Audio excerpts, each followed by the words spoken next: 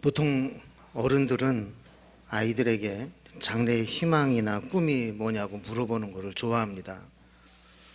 뭐 먹을 거 뭐 좋아하냐 이런 거 물어봐 주면 좋겠는데 꼭 꿈이 뭐냐, 장래 희망이 뭐냐 이런 걸 물어보게 되죠. 근데 좀 어린 아이들에게는 그렇게 물어보면 잘 모르니까 너 커서 뭐가 되고 싶니? 너 뭐가 될 거야? 이렇게 물어보곤 하죠. 아이들이 이 질문을 늘 이제 들어오는데 어떤 아이가 좀 궁금한 겁니다. 어른들은 커서 뭐가 되고 싶을까?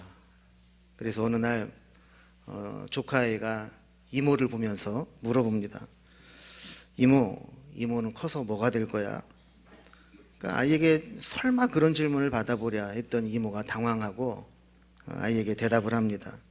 이모는 다 컸어.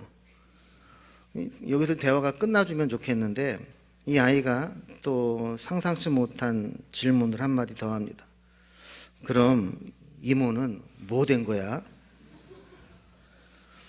이모는 아이로부터 뜻밖의 뼈 때리는 질문을 받게 된 겁니다. 처음에 제가 이제 그 글을 보면서 참 그놈 참 맹랑하네 이런 생각이 들었는데 가만히 생각을 해보니까 우리도 한번 좀 생각을 좀 해볼 만한 의미심장한 질문이 될 수 있다라는 생각을 하게 되었습니다. 여러분 만약에 여러분이 여러분의 조카에게 혹은 여러분의 손주들에게 이런 질문을 받는다면 어떻게 대답하시겠습니까? 여러분은 지금 뭐가 되신 겁니까? 어릴 적에 되고 싶었던 그것이 되셨습니까? 아니면 지금은 그 꿈을 포기하고 완전히 다른 삶을 살고 계십니까? 아니면 그 꿈을 이루셨습니까? 아니면 지금도 그 꿈을 이루기 위해 노력하며 진행 중이십니까? 한번 옆에 있는 분들에게 한번 물어보겠습니다. 상황을 보면서 나보다 좀 어리거나 이런 아이들에게는 앞으로 뭐가 될 거야? 이렇게 물어보고 다 큰 것 같다 싶으면 그럼 지금 뭐가 된 거예요? 한번 이렇게 한번 질문을 한번 던져보겠습니다. 옆 사람에게 한번 좀 물어보세요. 앞에 옆에 뒤에 계신 분들에게.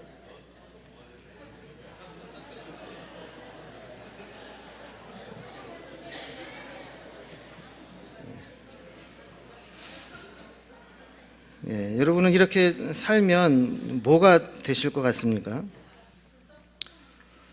우리가 처음부터 가졌던 초심을 잃지 않고 무엇인가 자신이 꿈꾸고 있었던 일들을 계속해서 해나갈 수만 있다면 그것보다 행복한 일은 없을 겁니다. 여러분 혹시 TV 프로 중에 백종원의 골목식당이라는 것을 아시는 분이 계십니까? 제가 처음엔 열심히 보다가 또 한동안 이렇게 안 봤는데 얼마 전에 우연치 않게 이 프로를 한 번 더 보게 되었습니다. 한 해를 돌아보면서 이전에 방영을 했던 그 식당들을 찾아가서 지금은 어떻게 됐는가 AS 차원에서 한번 점검을 하는 내용을 다뤘습니다. 많은 식당들을 거기서 이제 다뤘는데 아마 가장 주목받았던 식당 중에 하나가 홍은동 포방터 시장에 있는 돈가스 집이 아닐까 그런 생각을 해봅니다. 보통은 이제 백종원 씨가 이제 찾아가는 그 식당가가 어떤 곳이냐면 다 죽은 상권인 거예요.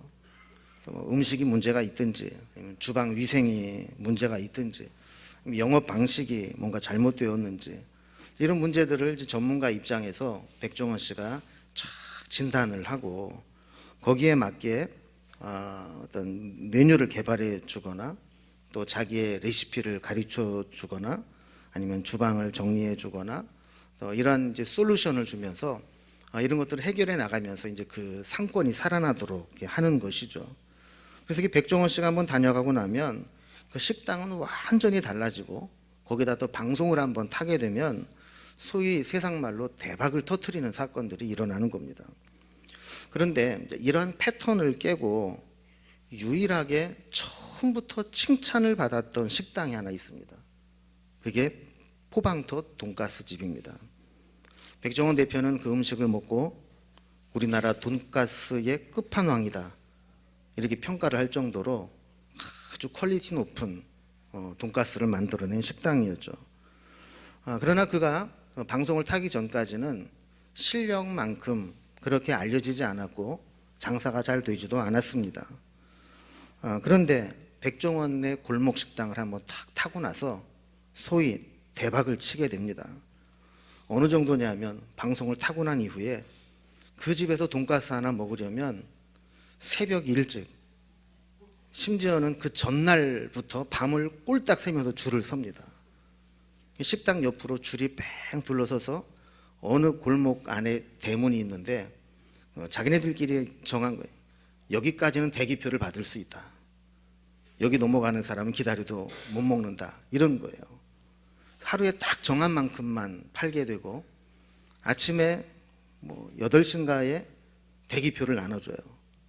그럼 그때 먹느냐면 그것도 아니에요. 11시부터 음식을 팔아요. 그리고 한 두 번 정도 돌리고 난 다음에 그날 장사는 끝인 거예요. 그러니까 얼마나 많은 사람들이 그 돈가스 하나 먹어보겠다고 어떤 사람은 대전에서 어떤 사람은 부산에서 그 전날 올라와서 밤을 꼴딱 새고 그 돈가스를 먹고 가는지 모릅니다. 그런데 그 집이 사람들의 관심을 받고 감동을 주게 된 이유는 음식이 맛있고 손님이 많아졌기 때문만은 아니었습니다. 방송 중간중간 소개를 하는데 그 주인이 얼마나 돈가스에 대한 열정이 큰지, 그리고 자기네 식당을 찾아주는 손님에 대해서 얼마나 고마운 마음을 가지고 있는지, 그리고 그렇게 기다려도 새벽 5시, 6시에 왔는데도 불구하고 대기표를 받지 못하고 그냥 돌아가는 손님들을 보면서 얼마나 미안해하는지, 이런 마음들이 너무 절실하게 보여졌기 때문이었습니다.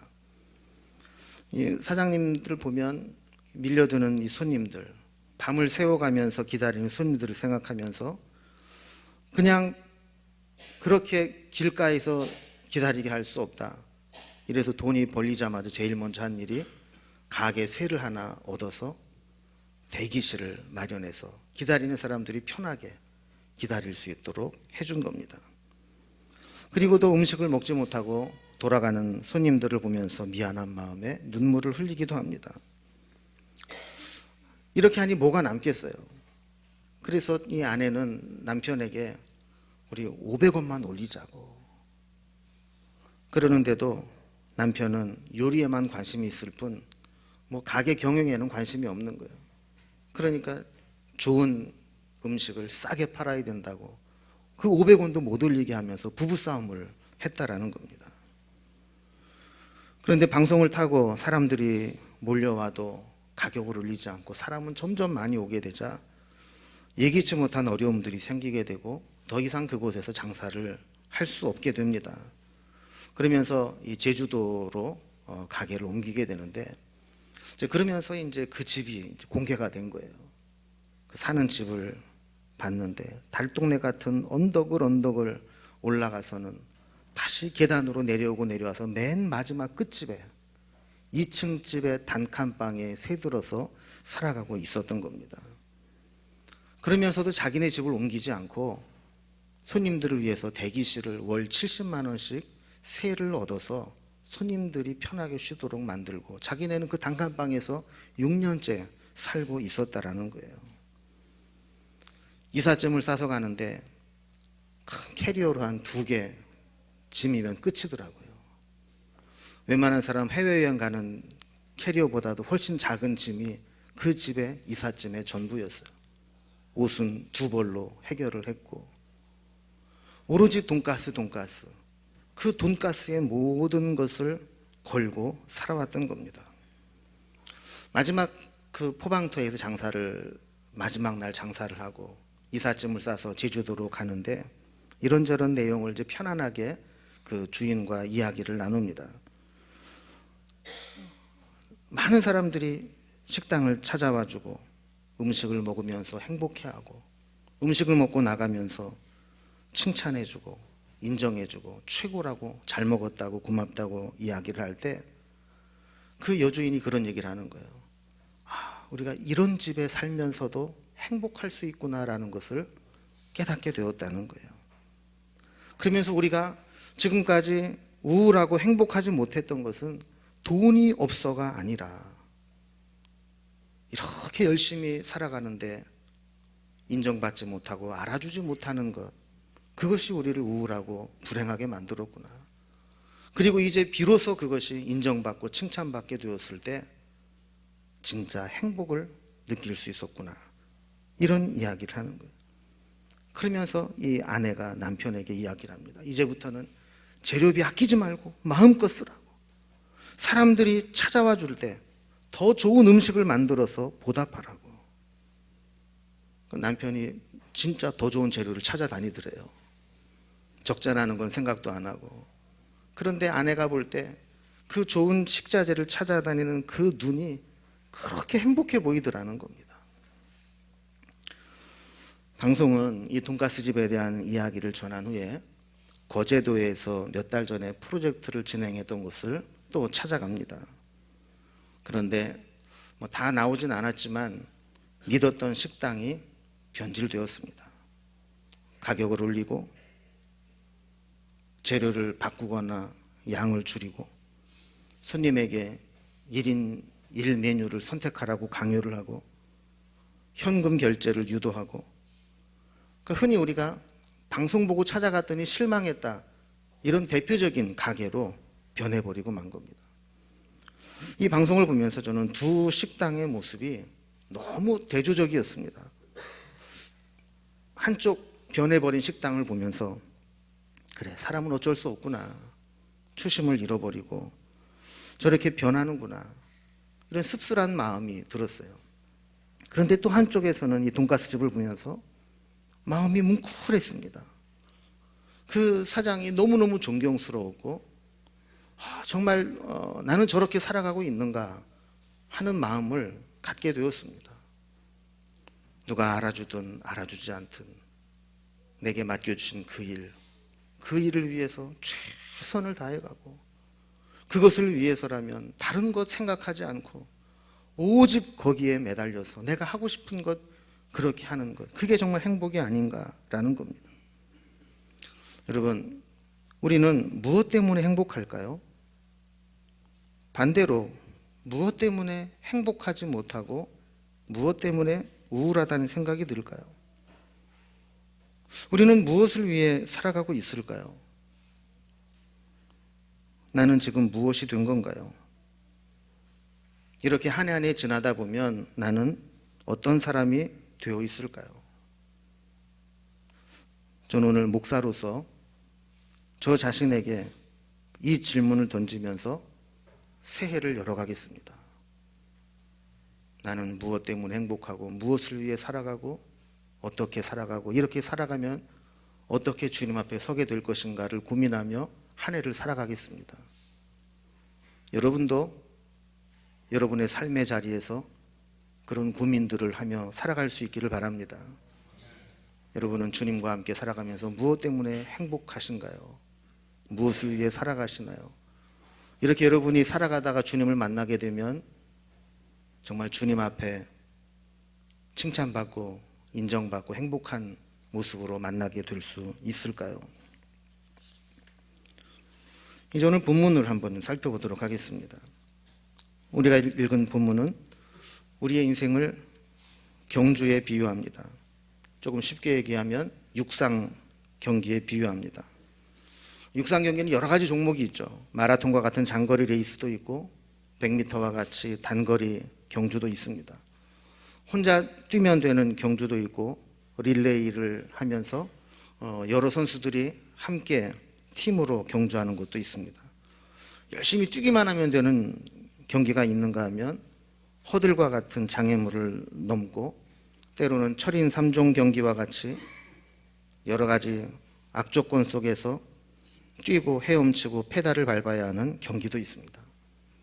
우리 인생도 마찬가지입니다. 천수를 누리며 장수하는 인생도 있고, 너무나 아쉽게 젊은 나이에 생을 마감하는 사람도 있습니다. 혼자 자수성가하는 스타일도 있고, 함께 무엇인가를 이루어가는 사람도 있습니다. 비교적 평탄하고 안정된 인생을 사는 사람이 있는가 하면 산전수전, 공중전, 심지어 우주전까지 치르며 살아오는 사람도 있습니다. 그러나 한 가지 분명한 것은 모든 사람에게 경주의 끝이 있고 그 결과는 분명히 나타나게 된다는 겁니다. 오늘 우리가 읽은 본문 말씀의 바로 앞장 히브리서 11장은 어떤 별명이 있는 장이죠.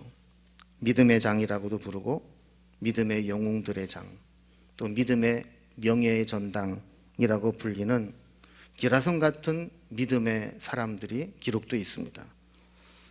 예배를 잘 드렸던 아벨로부터 에녹, 노아, 아브라함, 사라, 그리고 마지막에는 성경 곳곳에 기록되어 있지만 익명으로 살아왔던 어떤 이런 사람들은 이 사람들은 하면서 무명의 믿음의 용사들도 기록되어 있습니다. 수많은 믿음의 용사들이 믿음의 경주를 마치고 믿음의 후배들을 응원하면서 믿음의 피니시 라인을 향해 들어오는 믿음의 후배들을 기다리고 있습니다. 이것을 1절에서 이렇게 묘사합니다. 이러므로 우리에게 구름같이 둘러싼 허다한 증인들이 있으니, 거대한 메인 스타디움을 꽉 채우고 있는 관중들이 있는 것처럼 우리 앞서간 믿음의 선배들, 믿음의 영웅들이 그 자리를 꽉 채우고 있어서 마지막 스포트를 내고 있는 우리를 응원하며 끝까지 믿음을 완주하기를 격려하고 있는 이 모습을 상상하며 히브리 기자는 믿음의 경주를 해나가는 우리에게 몇 가지 조언을 해주고 있습니다. 우리는 어떻게 하면 믿음의 경주를 살아갈 수 있을까요? 첫 번째는 방해가 되는 것들을 제거하라라는 겁니다. 육상경기라는 사람들은 기록을 내기 위해서 눈에 보이지 않는 세밀한 부분까지 살핍니다. 옷의 재질을 계속 개발을 합니다. 바람의 저항에 최소화하는 재질로 만들고 디자인도 계속 개발을 해서 아주 타이트하게 전혀 거추장스럽지 않게 만듭니다. 어떤 사람은 머리도 자르고 머리를 묶고 심지어 어떤 사람들은 면도까지 하면서 0.01초 차이로 메달이 바뀌는 그런 경기에서 조금이라도 일찍 들어가기 위해 거추장스럽고 방해가 되는 것들은 다 제거를 하는 겁니다. 1절 중간에 보면 모든 무거운 것과 얽매이기 쉬운 죄를 벗어버리고 라고 했습니다. 먼저 무거운 것을 벗어버리라 그랬습니다. 무거운 것으로 치장을 하고 빨리 달려가겠다, 이것처럼 무모한 것은 없죠. 무거운이라는 말의 각주를 보면 거리끼는 이라고 해석할 수 있다고 설명을 달아놓았습니다. 신앙 양심에 거리끼는 사람, 이 거리끼는 마음을 해결하지 않는 사람은 늘 무거운 마음으로 살아갈 수밖에 없습니다. 이 거리끼는 마음으로 오랫동안 살아가다 보면 믿음의 경주를 더 이어가지 못할 정도로 마음이 무너져 내리기도 합니다.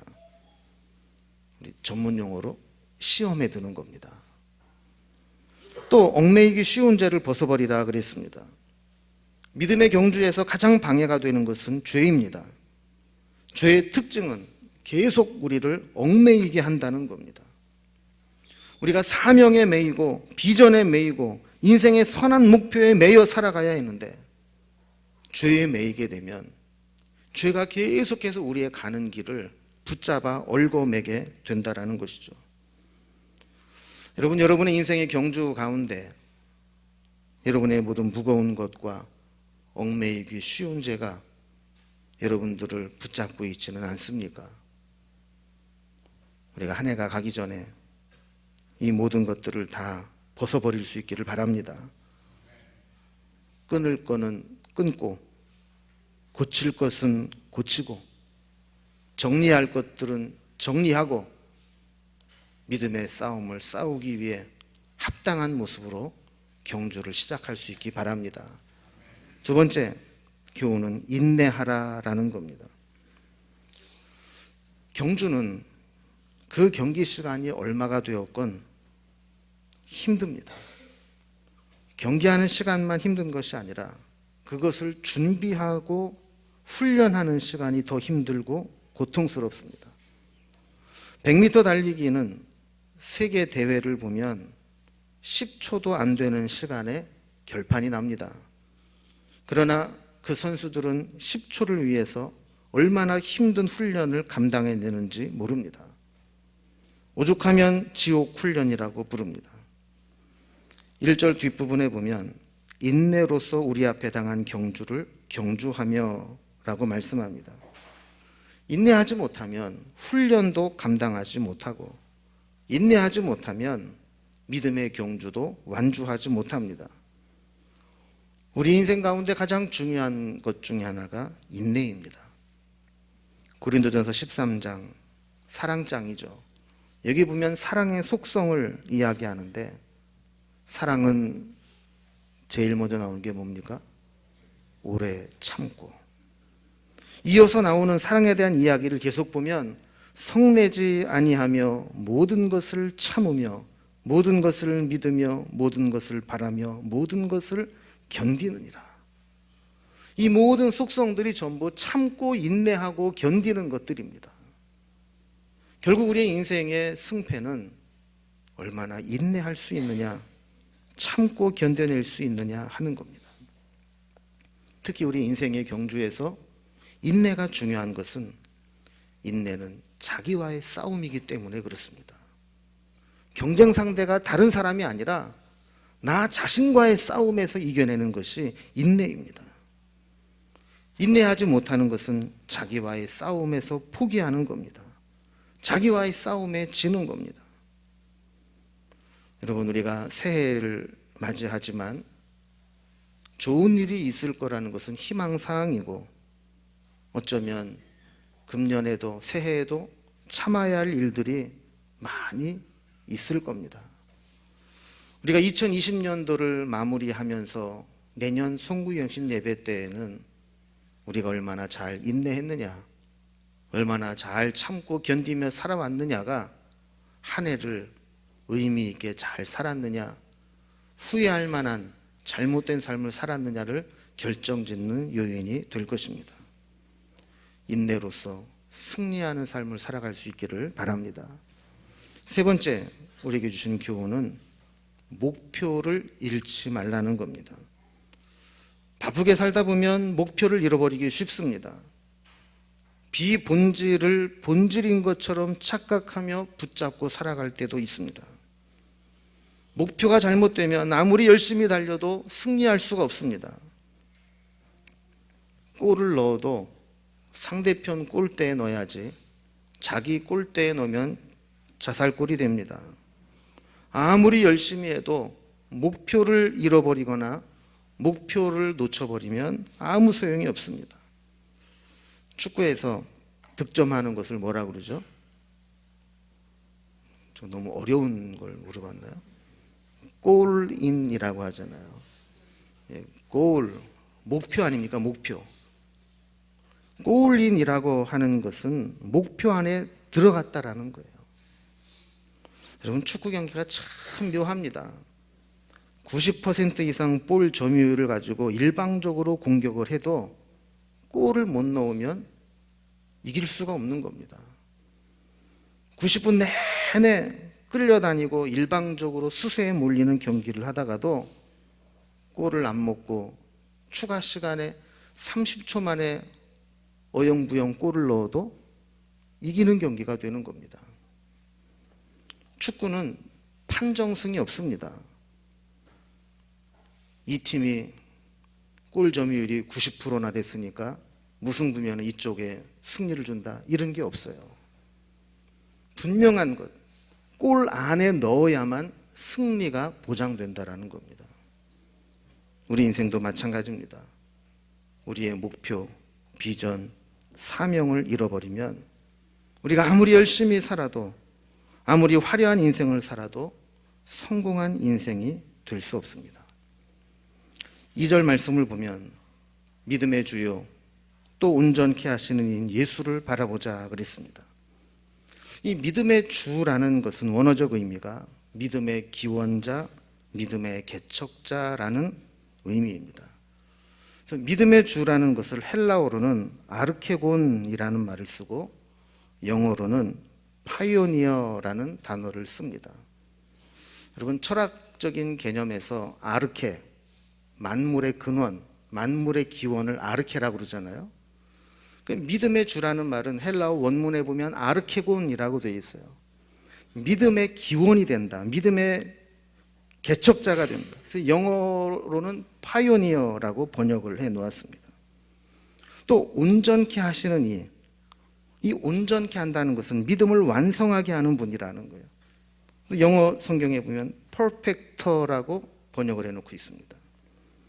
그러니까 믿음의 주요 또 온전케 하시는 이라는 뜻은 믿음의 기원자가 되고 우리에게 믿음의 시초, 근원이 되어주고 우리의 믿음을 시작하게 하신 이가 믿음의 경주를 완성하고 믿음을 온전하게 하시는 분, 그분이 바로 그리스도라는 거죠. 우리가 그분을 바라보고 그분을 따라가야 목표를 잃지 않는다는 겁니다.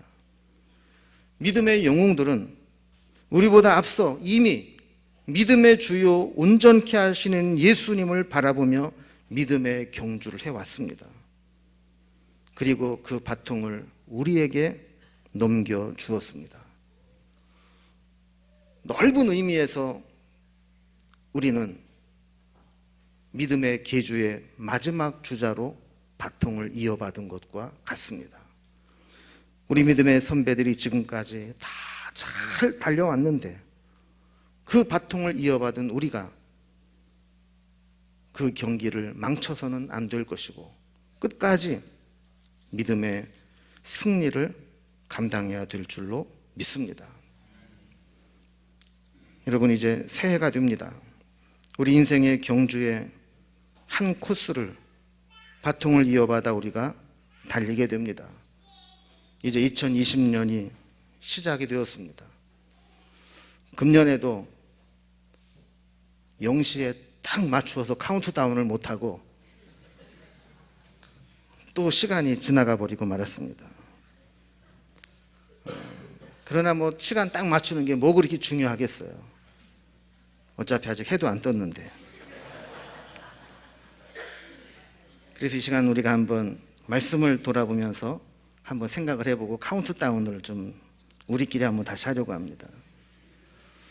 여러분, 2020년도를 시작하면서 모든 무거운 것과 얽매이기 쉬운 죄를 벗어버리셨습니까?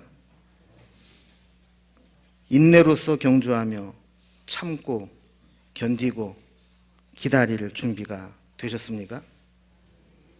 목표를 잃지 않고 주님이 본을 보이시고 믿음의 선배들이 우리 앞서 달려간 비전과 사명의 길로 달려가고 계십니까? 이 세 가지 질문을 계속해서 우리에게 던지면서 카운트다운을 할 때 마지막 제로가 될 때 그렇게 하겠습니다라는 마음을 담아서 와 하고 소리를 지르고 2020년을 시작하도록 하겠습니다. 우리 영상으로 카운트다운을 함께 보시겠습니다.